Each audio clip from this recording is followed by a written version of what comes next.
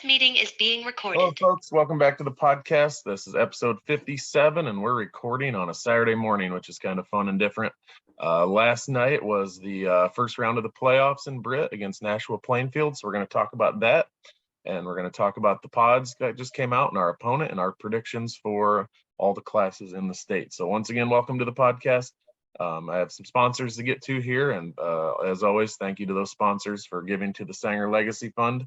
I have the Britt Car, Truck, Bike, and Tractor Night Cruise, the Original Saw Company, Ewing Funeral Home and Monument Company, Daniel's Auto Collision, Swenson's Hardware, Miller & Sons Golf Cars, Window World of Mason City, Nick Schmidt, Katie's Salon and Tanning, First State Bank, Kelly Real Estate, J. Hiscocks of State Farm Insurance, McNeese Tire and Auto, Carlson Drainage, Eric Kroll of Ag Performance, Levi Don Trucking, Derek and Liz Ing with Vexen Fishing and Tackle Industries, and Jan Rozga and her book, Raw Survival.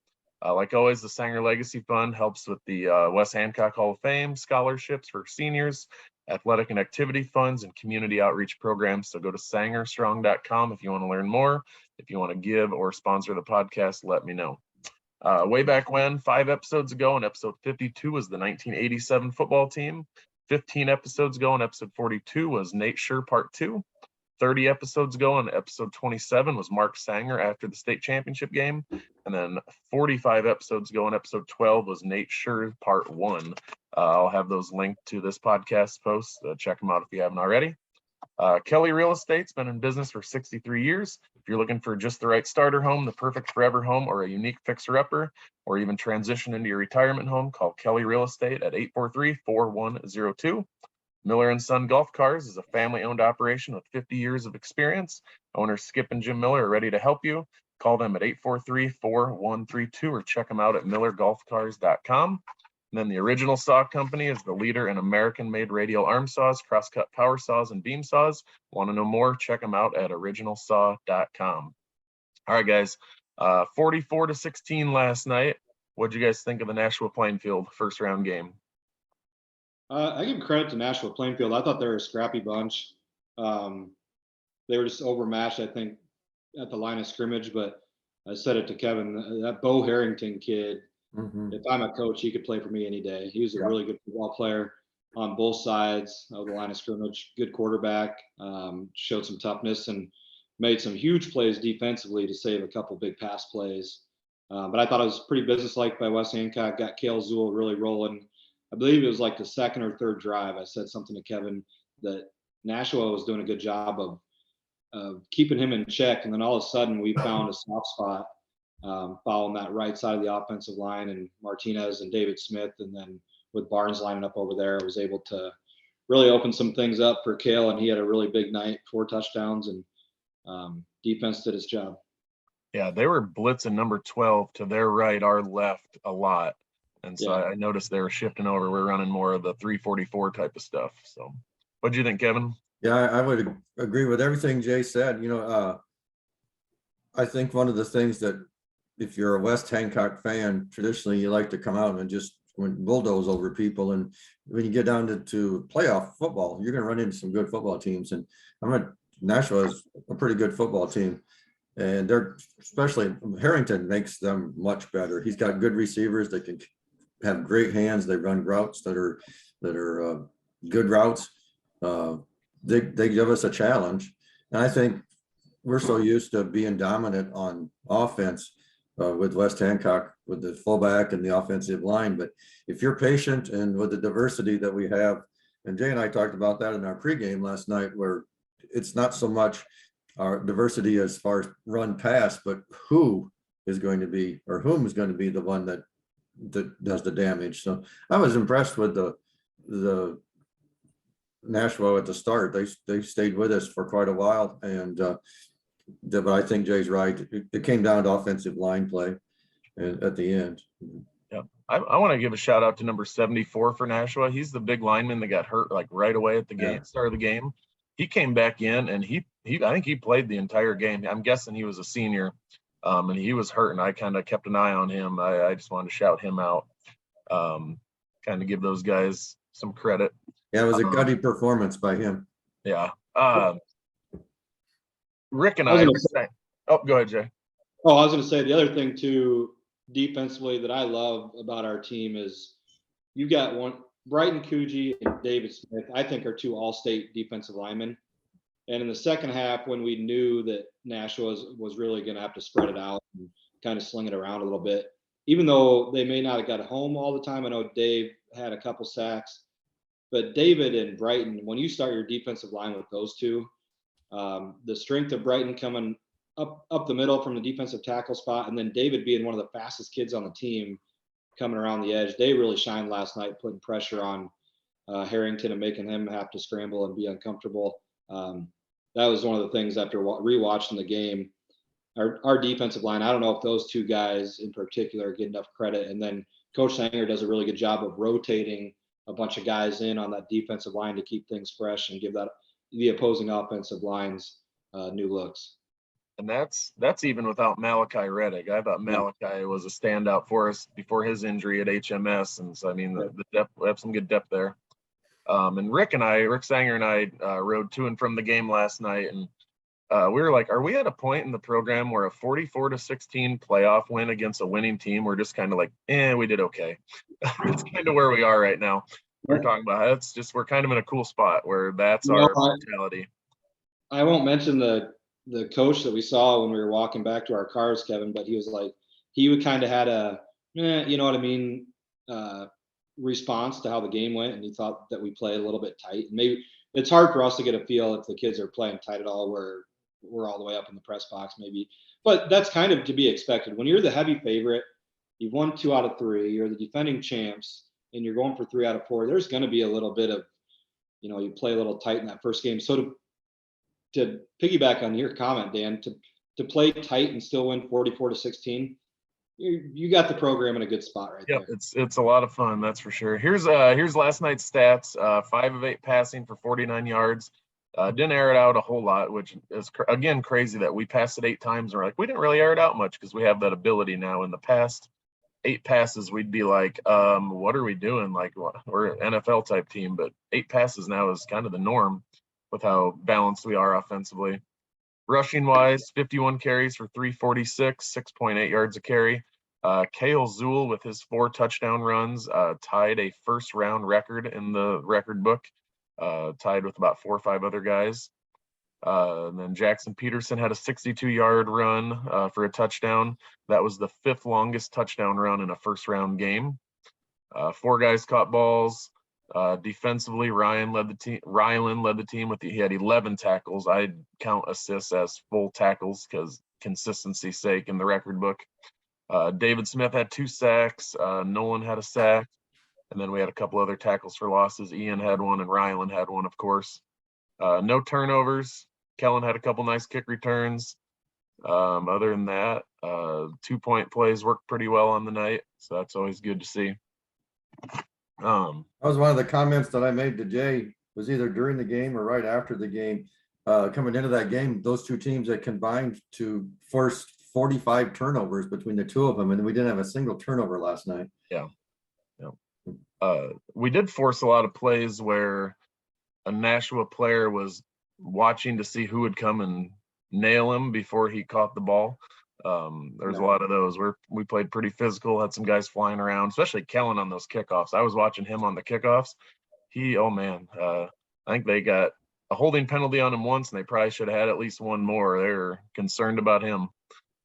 Kellen and Pablo Calles are really fun to watch on kickoffs. They fly down the field, and both, not the biggest of guys, especially Pablo, but they are like kamikazes coming down the field trying to hit somebody. Pablo had 9 tackles last night, so kudos to Pablo. He's not the biggest guy out there by any stretch. So, all right, this was our 54th playoff win in school history. We're 27-6 all time in first round games. The second round is up next, and we found out about 20-30 minutes ago we play Wapsie Valley. Overall, we're 3-1 in second round games. I mentioned last week how the playoff qualifying numbers have changed over the years. So there's, we have 33 first round games. How do we only have 4 second round games? Again, it goes back to consistency and how the state codes what round of playoffs it is. So we won in 2010 against West Sioux. We won in 2011 against Woodbury Central. lost to Akron Westfield in 2012. And then last year, we won in the second round against South O'Brien 31-7. They scored in the last like 30 seconds of the game. What do you guys, initial thoughts, reactions to Wapsie Valley being our second round opponent? Go for it. I'll let you lead the way, Kevin, on this All one. right, I'll do that. Well, we spent all week, we were tossing around different scenarios of where we might be pod-wise, and a little bit surprised and happy all at the same time that we're not going to go back to the West. But Wapsie's got a great tradition, as you're showing on the screen right now.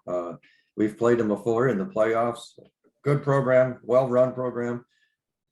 They actually, as we talked in our last pod, I picked St. Ansgar to beat them, and St. Ansgar let me down. And actually, in a big way, Wapsie was pretty dominant in that game. So it'd be a tough first round or second round opponent for us. Don't know a great deal about them. Haven't had time to look at their stats and that stuff this morning, but I think it's going to be a great matchup.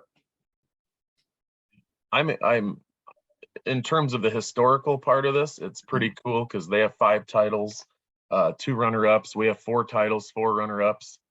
We both are in it's our 33rd playoff appearance, both teams. 50-27 all time is Wapsie. We're 54-28. I mean, historically, that's a pretty big matchup there. It's a second round game, which is a little different. We beat them in the 96 semis on our way to the state championship, 28-7. And then the next year they beat us 22-18, also in the semifinals. Their former coach, Jerry Southmaid, I coached at Central with him for 3 years. He was the running backs coach, one of the nicest, coolest guys you'll ever meet. He, created a pretty awesome tradition at Wapsie. So I'm sure he might be making a trek to Britt next week, and I'd love to be up there to see him. But that part intrigues me, excites me a little bit. What about you, Jay? 2 tradition-rich programs. Just looking through the Class A teams that are left, probably the 2 most storied programs left in Class A, just from a history standpoint. I know you love that stuff, Dan. I was really surprised. I think Wapsie is the toughest matchup of all the district champs that they got. I think Wapsie's a really, really good football team. Only 2 losses on the year, one to a really good Denver team, 1A team, and then a close loss, 20-7 to Grundy Center. So I thought we would go west, but it's hard to tell what the state's going to do. Like if they're going to separate teams, it's kind of like they bounce back and forth between years on what they do. And this year, it's almost like they went straight geography and said, okay, we're going to go straight geography. We just want to make sure we get 2 district champs in each pod and try to avoid any rematches, because looking through, I think there's only 1 rematch. But Wapsie, a really good team. I actually just watched their game versus Nashua on Thursday night in preparation for our game versus Nashua. And 3 things stuck out to me. The fullback, really good football player for Wapsie, tough kid. Quarterback's got a good arm. He's like 6'3", probably 180, 190, good sized kid. And then they have a huge tight end that's a really nice target. That's probably 6'5" to 6'7". I haven't looked at the program yet, but he was a really nice target. And then defensively, I thought they were really, really salty. You're going to play good teams in the playoffs, and especially this year, it seems like there's 10, 11 teams where you could say, yeah, I wouldn't be surprised if they got to the Dome. Wapsie being one of those teams, and we'll see them in the second round. So good matchup, and like I said, you're going to have to beat good teams to get to where you want to go to. And Wapsie is I'm sure Wapsie will have the full attention of our coaching staff. Kevin and I know his son Brady's he's texting us right now. He's already watching Wapsie film as we're doing this podcast, but should be a really fun game. Yep. I just showed their stats last night, passing and rushing at least against St. Ansgar. They won that game 35-0. Here's their season record. Like you said, they lost by 5 to Denver, lost by 13 to Grundy. And in between those games, they beat Nashua by 35. And then can't say they had the toughest schedule after that, similar to a lot of teams in Class A. pretty top heavy in a lot of districts. One of the things I know, and Kevin and I, we both thought that Wapsie St. Ansier game would be closer than what it was. So credit to Wapsie. I mean, from all indications, they dominated that game. But one of the reasons why I thought that would be a close game is you look at their schedule. They played two good teams as far as playoff teams, and they lost to both those teams. And then their other wins, yeah, they beat teams up, but they weren't really resume building wins. So it was kind of a wonder, like, okay, what are they? So that's really, from my standpoint, that's why I thought that Wapsie St. Ansier game would be a really good football game. But again, credit to Wapsie, they took it to St. Ansier pretty good. Anytime you can beat a St. Ansier team 30+0, that's an impressive win. Let's take a look at the scores from last night I put up on the screen and see if our predictions from last week were close. When we get to the pods, we're going to say that, no, we weren't as close as we thought we were, and we're pretty educated, smart fans, I'd say. But again, you just never know what the state's going to do. I always lean towards geography, and this year I think I was right, even though I guessed wrong, if that makes any sense. AHSTW won fairly handily. Alburnett, they were down, 13-0, I think, and came back and won by 11. Grundy, no surprise there. Alburnett outscored Bellevue. I was looking at that box score. They were down 13-0, and then they put a 28 spot on them in the second quarter. So they went 28-0 in the second quarter to stretch that one out. Kind of held on. Grundy won big. I was saying last week, Hartley and North Union, I thought that would be a high-scoring game. Thought North Union might give them a chance. Give themselves a chance to compete, and looks like they did. I don't know how big HMS got up to start or anything, but Linville took it to Earlham. North Lynn took it to Wapello. Our score, Woodbury shut out South O'Brien. Then in the 3-2 games, Columbus, I think Ryan Johnson said last night, they were up 28-14 at halftime, and then ended up winning 62-14. East Buck won big. Decent game with Galen and Tri-Center. I think that was one we kind of highlighted. Hinton, I think this was a somewhat of a surprise to some people. I think some people thought Low Mag might be in there. I think I picked them. Southwest Valley beating Madrid, I think really messed up the pods we're going to see in a little bit. If Madrid was in there, I think that could have changed a lot of things because they were a little more centrally located. Mount Ayr with a close one over Ogden.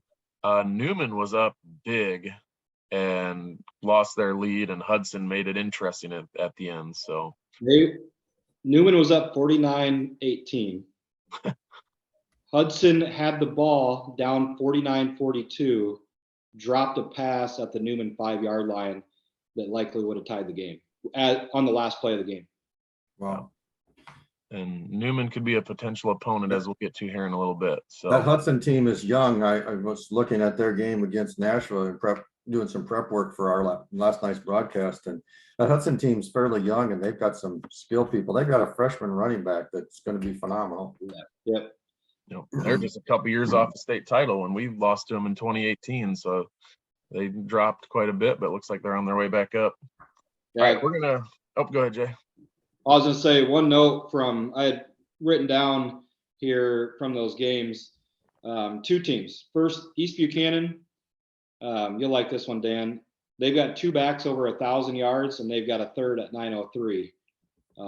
So they're closing in on three backs over 1,000 yards. Woodbury Central last night, quarterback threw for 326, and they had a running back go for over 200. So good balance and a lot of offense by Woodbury Central, which they're accustomed to doing. They always put up huge numbers offensively. Yep. All right, wrapping up this first round, the 44-16 win last night was the first ever 44-16 win in Britt West Hancock history. We had won games 44-6 and 44-26, but never 44-16. It was the 14th 28-point win in school history, and it was the 5th time that we had won by 28 in the playoffs. We're on a 22-game winning streak, which is now a game past our all-time best. That's second best now. And we tied a school record last night for our 6th straight playoff win, tied the 1996 and 1997 teams for that record. So a win against Wapsie would break another record for our program. All right, a few more sponsors here, and then we're going to look at the pods. Michael and Breanne Ewing of Ewing Funeral Home and Monument Company with locations in Britt, Kanawha, Clarion, Belmont, and Dow's. Find them at ewingfh.com or on Facebook. Call them at 843-3839. Katie's Salon and Tanning, owned by Katie Walk in Titonka. Find her on Facebook or Instagram. Call her at 515-928-2303. Daniels Auto Collision in Charles City. Owner Jason Daniels is a 1990 West Hancock grad. Call him at 641-220-3805 or check him out at danielsautocollision.com. Swenson's Hardware in Britt is your local independently owned family-owned hardware store since 1977. Check them out at swensons.doitbest.com or call them at 843-3894. And thanks as always to John and Tyler for doing the filming up in the press box. I always enjoy talking to John and Tyler. The Showalter family in Window World in Mason City is a proud supporter of the podcast. Once an Eagle, always an Eagle. Fly high, Coach Sanger and Joey Showalter. All right, let me share my screen here and find the pods. Gotta go over a tab here, I believe. Still got last night's scores. There we go. All right, so the pods came out at 10 o'clock this morning, as you can see on the right side of the screen here next to us. We weren't as close as we were hoping or guessing last week. And like you said, you just never know what the state's going to do. Pod A is Hinton at HMS and then Galen at Woodbury Central. So that means Woodbury Central got one of the 4 top seeds. And HMS's coach right now is doing somersaults and cartwheels all over the school right now. He is thrilled that they didn't get matched up with us for a 3rd year in a row. What do you guys think of that first pod? Yeah, you nailed it. Yeah, go ahead, Jay. HMS got to be thrilled where they went. I think we all agreed last week, if I remember right, if we were ranking the top 4 teams, we had Woodbury 5 going into the playoffs. I think Hartley versus Woodbury could be a really, really fun quarterfinal game. A lot of points being scored. The biggest X factor right now in that pod to me is Hartley, Melvin, Sanborn in their health. If Camrat is out or if he's not. He did not play last night. He's a big, big weapon for HMS offensively and defensively. I give the nod to Woodbury in that pod. If he is out, if he isn't out, then it's a toss-up between HMS and Woodbury. But I expect a high scoring game in the quarterfinals. I looked at stats last night. They hadn't entered him, so you knew for a fact that he didn't play, Camrat? Yeah. Who told me that? Someone who was watching their live stream, Chase Iceman, I believe it was, told me after the game it looked like he was not playing. Okay. Yeah. So you have Woodbury winning if HMS isn't healthy, and more than likely Hartley if they're healthy, or? Yeah, I'll stick with Woodbury Central, and I'll let Kevin tell the reason why. I'm sure he's going to hit it on the head. HMS can be exposed when you got against a really good passing team, and Woodbury, as always, they got a good quarterback, but they do it well on the ground as well this year. They're not a one-dimensional passing team. They can really run the football as well. Yeah, I agree with that. I think Woodbury comes out of that pod. I do think it's Woodbury and HMS to go to the Dome.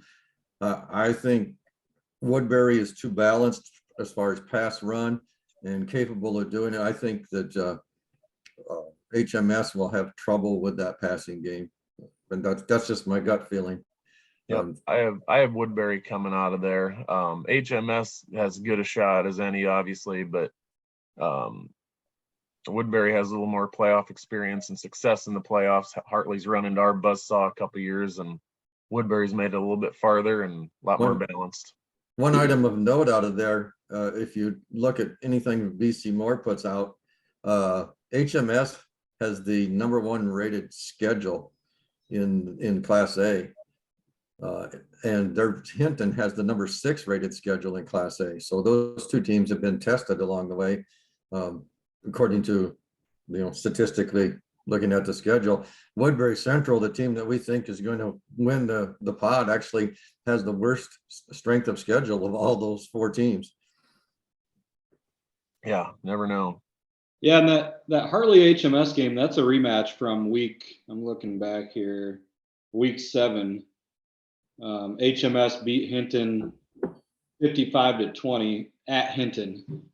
So another rematch. I think I said earlier we had just one rematch, but now that I see that, I think we got two rematches on the board that I see.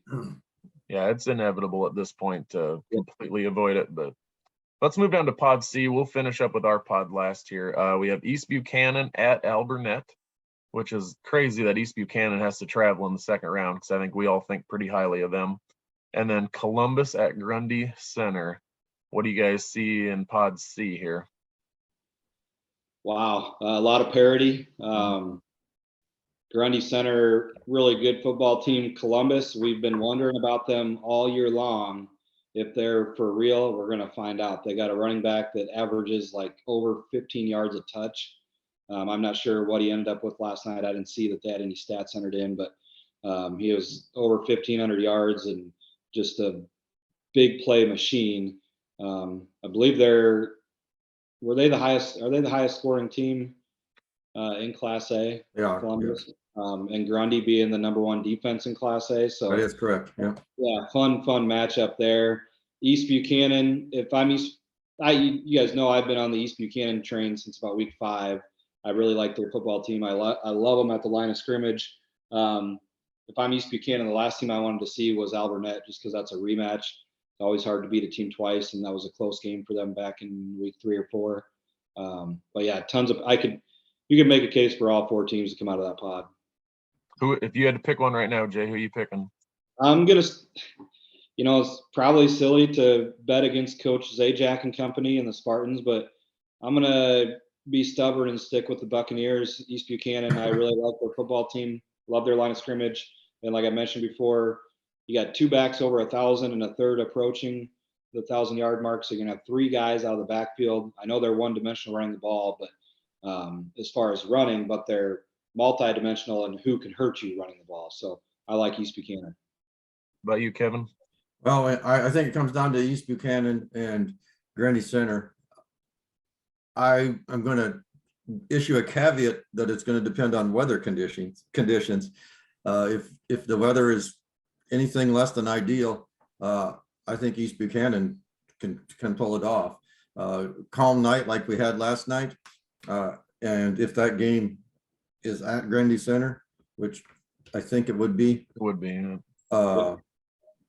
I don't know. It's hard to pick against Grundy Center at home. So it's a toss up. Right now I'm leaning towards Grundy Center. Yeah, I am going there as well. I said last week I have a hard time picking against a team that's been there until they actually get beat. Great coaching, experience. East Buchanan's experience too. We played them in the semis. Alburnett and Columbus are good teams. They just don't have that playoff experience like the other 2 do. I'm going to stick with Grundy until they get beat at this point. So that's where I'm going with Pod C. Hey, quick question for you. Just one off. If you guys, so say you weren't going to watch the West Hancock game and someone told you have to go to another game to watch it, just from a fan perspective, what game would you pick out of these second round games? That's a good question. I'll answer. Mine is Columbus at Grundy Center, just because I'm really intrigued by that running back and that the numbers that Columbus has put up, and then knowing what Coach Zajac can do defensively. I think he's a great coach, and they're a well-oiled machine as far as a program. I'm just interested to see what kind of plan of attack he's got against that running back. I'd probably go along with Jay, and I even got some maroon and white hanging around here somewhere. I could dig out the old 1984 letter jacket and head back to GC and root for the Spartans. So. And it's not because they're the closest game to Britt, distance-wise. Yeah, I mean, you're just no, just intrigued by that one. Yeah, I would go with Newman at North Lynn. For selfish reasons, my relative's the head coach at Newman. My grandma's niece's husband is the head coach there, and North Lynn I haven't seen much of, and I think that'll be a decent game. So, and then obviously that would be we'd play if we beat Wapsie. So I would go with that. Pod D, we have Southwest Valley at AHSTW Avoca, and then we have Mount Air at Linville Sully. What are you guys thinking looking at Pod D down there? Go for it.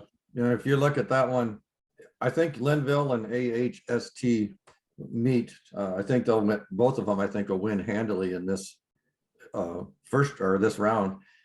I think those two meet to go to the Dome, and again, that one's a coin toss if you look at it statistically. I think AHSTW is a slight favorite in that matchup with Linville-Sully.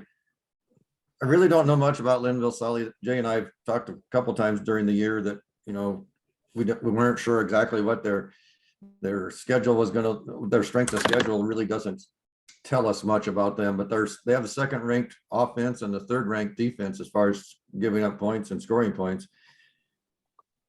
I think AHST gets it done and goes to the Dome. And a quick side note here, the Iowa-Ohio State game starts in 4 minutes, and I just read that Ohio State has already scored twice. So just beware. No, that's not true. Hey,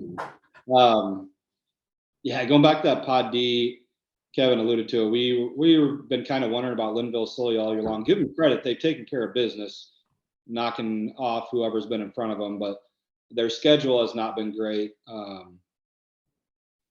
AHSTW is a team I had a chance to watch one of their live streams. I really liked what I saw, just from their size and skill level. Now, the team I watched them play was not the best opponent. But yeah, it's probably the pod where we know the least, just because of geographically where they're at and haven't matched up with a lot of those teams. I like AHSTW to come out of that pod. And really, I don't know a ton about those teams. That's just strictly, I'm going based off of what their schedule was. I like their resume better than what I've seen from Linville-Sully. The only thing that would make me lean towards Linville is I believe they would get the home game in the quarters by alphabet, because it's backwards this year. It goes from Z to A. So that could, save them 7 points or something on the spread. But yeah, I could see AHSTW winning that game as well. Let's go to our pod here. Newman Catholic at North Lynn. Both teams are 8-1. And then Wapsie Valley at 7-2 is at West Hancock. We're 9-0, obviously. We already kind of talked about what we think about Wapsie, the pod in general. What do you guys see? What do you guys like, dislike, think? A lot of skill in this pod. You got North Lynn, who's been historically the last couple of years really good defensively. I think North Lynn's more battle tested this year than they were last year, coming into the playoffs. Newman's been terrific offensively since they played us in week 2. And one thing I'll say about Newman, they can score the football and throw it around. Is can they hold on? They're going to score points against anybody, especially now they've got Doug Taylor kind of ingrained in their offense. He had just come out for football the week we played them. He went out the Tuesday before that Friday, and I think he only played probably 10 snaps against us. He's put up some big numbers. So they have 2 really good targets in Noah Hamilton and Doug Taylor on the outside. So offensively, I really like Newman Catholic. That's going to be a fun matchup, Newman versus North Lynn, just because of the offensive firepower that Newman has and the defense that North Lynn has. Obviously, we'll talk more about the Wapsie West Hancock game, but yeah, quality pod. Every pod is a quality pod. Obviously, I like West Hancock to come out of the pod, our pod B, but we will have earned it if we indeed punch our ticket to the Dome this year. I looked at that, and you guys know I'm kind of a numbers guy and I like to look at BC Moore's strength of the teams, and this pod has the highest average of BC Moore strength of all the pods, and whoever comes out of this pod is going to be a force to be reckoned with in the semifinals. That being said, I think North Lynn gets the job done against Newman. North Lynn's defense, their strength of schedule isn't that great, but it is 36. But I look at their defense; they're the second best defense scoring average in the state in Class A, and the 8th best offense. And I think what little bit that I know about them, I think they're able to get the job done. Yeah, obviously I'm going with West Hancock. I think we're the toughest out in the state at this point, even though we might have the toughest draws in this pod compared to the others. But, stopping us offensively is going to be a huge challenge for anybody. And then our defense is solid enough where we might give up more yards than we did last year, maybe a few more points on a few occasions. But with the athletes we have, you're going to have to earn everything you get on the other side of the ball against us defensively. I almost give Newman and Northland a toss-up. I would go with Northland just because they're the home team, and then West Hancock wins against Wapsie, but it'll be a tight game. We might pull away in the second half, but it definitely won't be the outcome won't be decided within the first 8 minutes of the game like we see sometimes. I think the winner of West Hancock Wapsie is probably the team that wins that pod. Yep. Bingo. I was going to say the same thing, Kevin. I think I got Northland by just a little bit over Newman Catholic. I think that's just a really good matchup in my opinion. If I had to give an early score prediction, West Hancock Wapsie, I would say 28-14ish, something like that. I think really good football team is Wapsie, but I want to watch some more film before I get locked into a score prediction. So what's going to happen is the 8 teams that win these games in the second round, the coaches will have a Zoom meeting and they will rank their top 8. So Jay, you have Woodbury, East Buchanan, AHSTW, and West Hancock. How would you rank those guys based on how the coaches are going to rank them for seeding? I think the coaches will rank them West Hancock, Woodbury. I'm going to go history and tradition there. AHSTW and East Buchanan.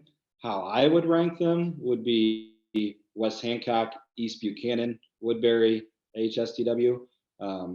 But there will be some coaches battling and how they try to rank each other. But I see us, if my predictions are correct, which they won't be,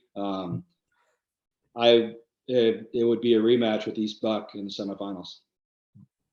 Kevin, you have Woodbury, Grundy, AHSTW, and West Hancock. How would you rank them 1 through 4? 1 through 4, I'd go West Hancock, Grundy Center, just because until somebody proves me wrong, I'm going to put them second in the state. Yep. Third, I would go with probably Woodbury Central, and fourth would be East Buchanan probably. Yep. And I have Woodbury, West Hancock, Grundy, and Linville. I would go West Hancock 1, Grundy 2. I'd give Woodbury the 3 and Linville the 4, and that would give us a rematch of the 1986 state championship game. Linville beat us 12-7. But we've played Woodbury, and obviously we've played Grundy in the past before, so it would be familiar teams as well. The only team that would be unfamiliar to us in the playoffs would be Northland if they beat Newman, and then Nashua last night was a new playoff team for us as well. All right, I'm going to get to a few more sponsors, and we're going to do some other predictions and wrap it up. Thanks to the Britt Car, Truck, Bike, and Tractor Night Cruise for sponsoring the podcast. Jared Wingert's also the owner of Mojo Productions. Give them a call at 515-408-1074 or check out their website, brittcarcruise.com. Jan Rozga from Indianola is sponsoring this episode. She wrote a book called Raw Survival. It's about the sudden loss of their son and how to work through the grieving process.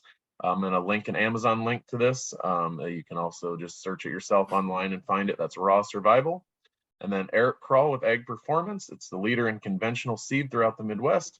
Contact Eric at 515-341-3361 if you're looking for a higher net return on your fields. McNeese Tire is your local tire expert for all your tire and auto needs. Located 1 mile west of Britt on Highway 18, 843-3536. Levi Dawn Trucking. Thanks to Levi and his company for sponsoring the podcast. Call Levi at 641-860-0077 or look him up on Facebook.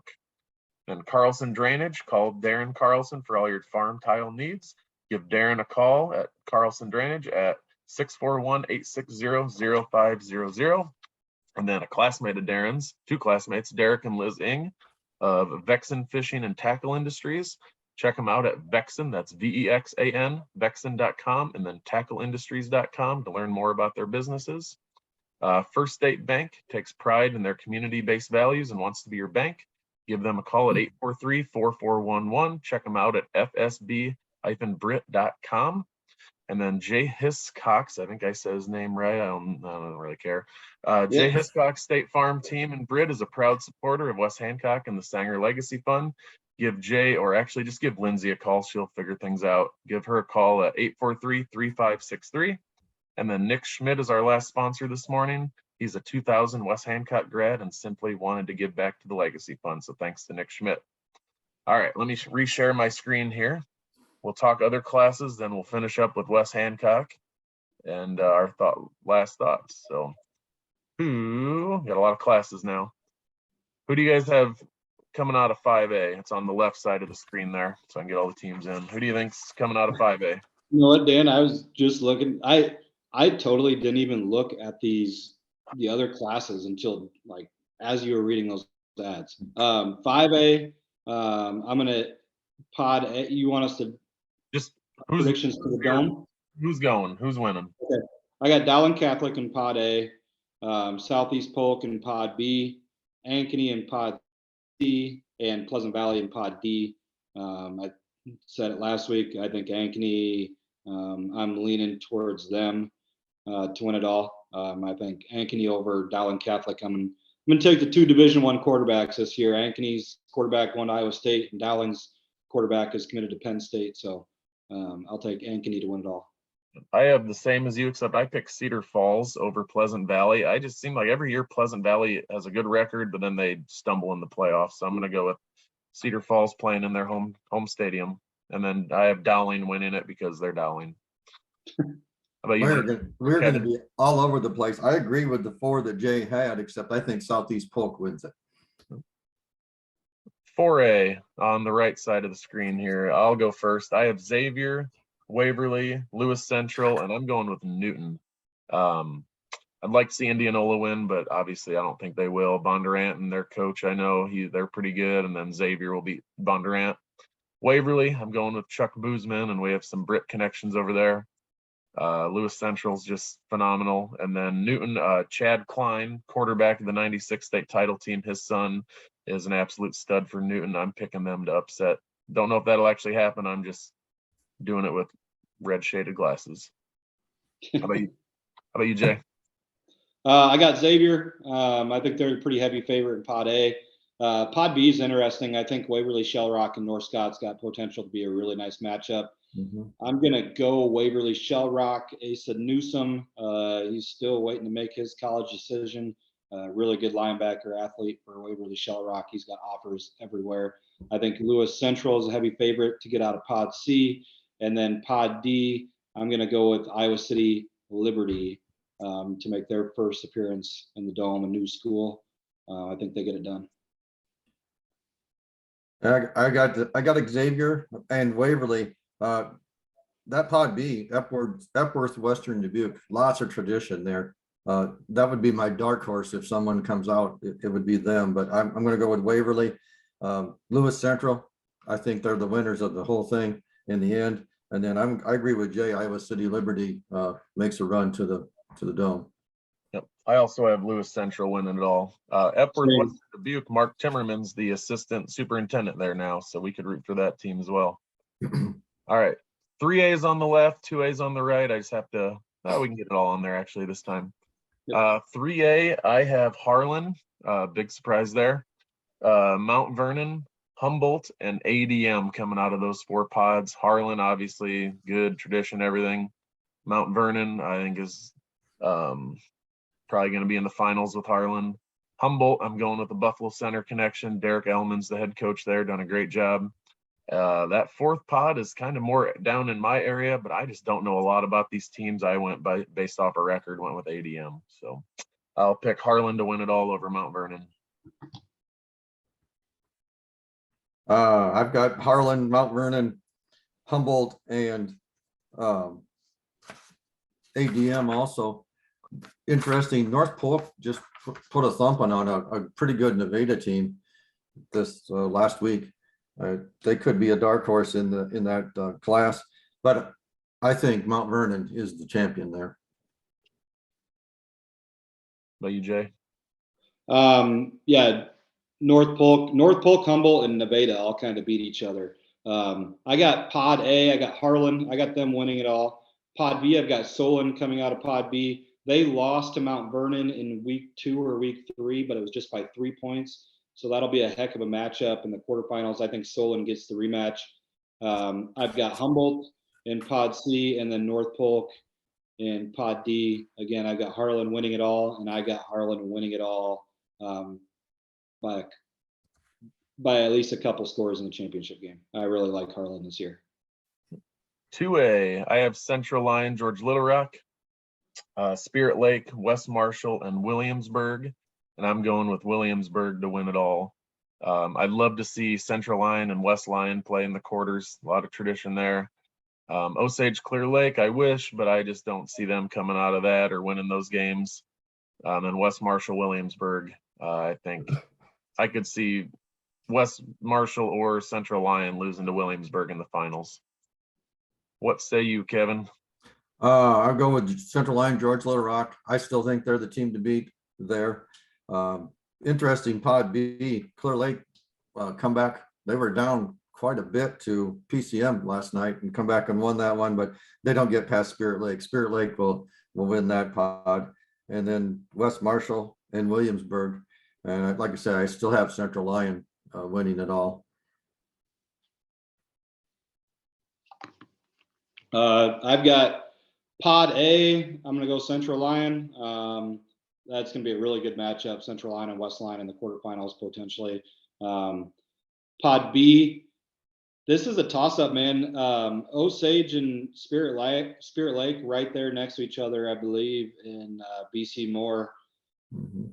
I'm gonna go local and say Osage gets it done, just to be different. I think, they could lose in that next round, but give me Osage to come out of Pod B. The fighting Craig Eisman's over there in Osage. Shout out to Craig, fellow State Farm guy, and just an overall good dude. In Pod C, give me West Marshall, and then give me Williamsburg in Pod D. Again, Central Line, George Little Rock. I'll ride Zach Lutmer and those guys to get it all done in Class 2A. All right, let's move down. 1A on the left here. We've already talked about A. I have West Sioux. As much as I want to see AP make it back, I think West Sioux just does too many good things to be beat that easily. Pod B, I have MFL Marmac. I'm going with an upset over West Branch. I'm going with the Sanger connection. That's where Coach and Mrs. Sanger are from. So I don't put a lot of thought into these. Sometimes I let you guys do that. I just go more with the feel good. You think we put thought into this? Yes, you did. Consider, even though Jay just said, I just looked at him right now, but you guys have I'm just looking at him right now. I'm literally, but we know we follow the state. Yeah. I follow enough to be dangerous, but I focus more on the record book and the stats for Britt, and you guys look more big picture statewide. If it has any tie back to 1, West Hancock Britt, 2, the Sanger family, or 3, someone you coached with or know, you're going with that. Pretty much, yep. And that's why I do the worst on the predictions, but I don't care. I like to feel good about things. So yeah. Pod C, hard to pick against Van Meter. And then Pod D, I'm going to go with Underwood, but I think Pella Christian has a chance there. They thumped Regina. I know Regina's not the Regina of old, but I'm going to go with Underwood. They're going to have home games throughout. I struggle to pick against West Sioux or Van Meter. That could be a toss-up game for me. I'll go with Van Meter because that's the safe choice. How about you, Kevin? Well, I've got West Sioux coming out of Pod A. Interesting matchup in Pod B with Dyke, New Hartford, and MFL. I think that you talked about game that if you weren't going to our game, what game you want to go to, and in 1A, it would definitely be that one. Dyke, strong team. Their losses have come to quality opponents. I think that's going to be a really good matchup. I think Marmac wins it just because it's at Marmac. And then West Branch, I said in the last podcast, I thought West Branch was going to win it all. I'm going to stick with that as long as they're in. And then Van Meter comes out of Pod C. Pod D is going to be Underwood. And I do think you're right about Pella Christian. They've got a chance in there, but I'm going to stick with Underwood. Jay of State Farm. Pod A and Pod C, rinse and repeat, West Sioux and Van Meter. They're just kind of programs that are established now, and they've got things rolling, so they'll make it easy with those. Pod B, I talked a little bit last week. I thought West Branch might be a little bit overrated, but I love the draw that they got, so give me West Branch to come out of that pod. Pod D, give me Underwood. South Hamilton's been a really good story this year. They've kind of been thumping some teams, but not the best schedule. I think that Pella Christian South Hamilton game, Pella Christian may take them. But one thing, South Hamilton, shout out Tegan Trask. He was a classmate of the senior class of West Hancock. He went to West Hancock Britt for a while. They just moved recently, but Tegan's out for football and having a successful season. So good to see the success that they're having. But give me Underwood, Van Meter, West Branch, West Sioux, and I'll take Van Meter to do it yet again. Coach Trudeau. 8-player, 8-man. I have Wes Harrison, Lennox, Don Bosco, and Waco. I talked last week, Wes Harrison's that feel-good story for me. They're finally having some success. I keep up on them because they're right next to West Hancock alphabetically, so I just naturally got curious and looked them up throughout the years. I used to be the head coach at Southeast Warren. They're pretty good. I still think Lennox is a little bit better. Newell Fonda at Don Bosco. That matchup intrigued me. Newell Fonda is traditionally very solid. Don Bosco's won a lot of titles. That pod right there with Gladbrook and Turkey Valley is a good one. Montezuma came back. They were up by like 20 last night with like 4 minutes to go in the game. I can't remember who they were playing. Took a 1-point lead with a minute left. And then Montezuma hit a 46-yard field goal with like 5 seconds left to win that game. So Rick and I were listening. Strong would approve. Yep, and Jeff Sanger right there and Christie from Montezuma. But I think Waco wins that. They beat Martinsdale pretty handily. I'll stick with my boys from West Harrison as the feel-good story of the year, winning it all this year. But I really have no idea. So yeah. Same. I have no idea. I like St. Mary's. Dan, I'll send you on Twitter, there was a clip of Southeast Warren, the play that they ran to win the game. It was a double reverse flea flicker pass to win the game. I'll send that to you on Twitter. It was interesting to see, but I'll take St. Mary's, Lennox, give me the Dons, and then give me Waco. And I'm taking Waco strictly on seeing some of their kids that play basketball this year. So that's my analysis for 8-man football right now. They were really put together. So give me Waco to win it all. Kevin? I'm going to go on Pod A, Remsen, St. Mary's. Pod B, I'm going to go with Southeast Warren. It's hard to beat a double reverse flea flicker. And if you can run that, and successfully, you're good. And I'm going to upset alert here in Pod C. I'm going to go with Gladbrook Rhinebeck, just because they haven't been there for a while. They got a good season going. I think they lost to the Dons, if I'm not mistaken, in the regular season. I think that's their only loss. I think they avenge that loss in the final and get to the Dome. And then I agree with Jay. Jay's made a believer out of me. You know, last week when we met, I said Easton Valley just because I like their uniforms, and I still like their uniforms. But Jay's made a believer out of me with the Waco team. I think it's Remsen, St. Mary's, and Waco in the championship. Just from what Jay has told me about him, I'm going to lean a little bit towards Waco, but I have zero idea what I'm talking about. So our 8-man analysis is super high level. Yeah. You don't just get this anywhere. It's based on uniforms, how a team looks in basketball jerseys. What was the other thing? And a double flea flicker pass. Yeah, double flea flicker pass. And my team is next to West Hancock alphabetically. That's my analysis. Exactly. So That should be our high goal for the depth, next time, is to get educated on 8-man football, and so we know what we're talking about. But Yep. So let's wrap up with going back to West Hancock here. We already talked about our Class A stuff. One thing that's Rick and I talked about last night, and I was talking to Ryan Johnson. By the way, after the game, I thought Rick and I were going to scoot out of town, and Mark said, we got to go look at the big board. In Mark's classroom, there's a map of Iowa, like 6 foot long, 4 feet high. It's huge, and they have tacks up with the winners. And 3 of the Sanger boys, Ryan Johnson, Brady, Jalen came in, the AD, several people were in there. Chase was in there, and we were trying to figure out how they were going to pot them. Ryan and Brady, I thought we had to separate them for a little while. It was a lot of fun talking through it, and I think it was about 10:30ish, and Rick and I were like, we should probably get going back to Southern Iowa here. It's getting kind of late, but it was a lot of fun to do that. One thing we talked about, though, at this point of the season, traditionally, our fullback has like 200 to 240 carries. Kale has 145 carries as a fullback after 9 games. Mitchell Smith, who, I mean, if that kid touches the ball every play, there's no stopping us.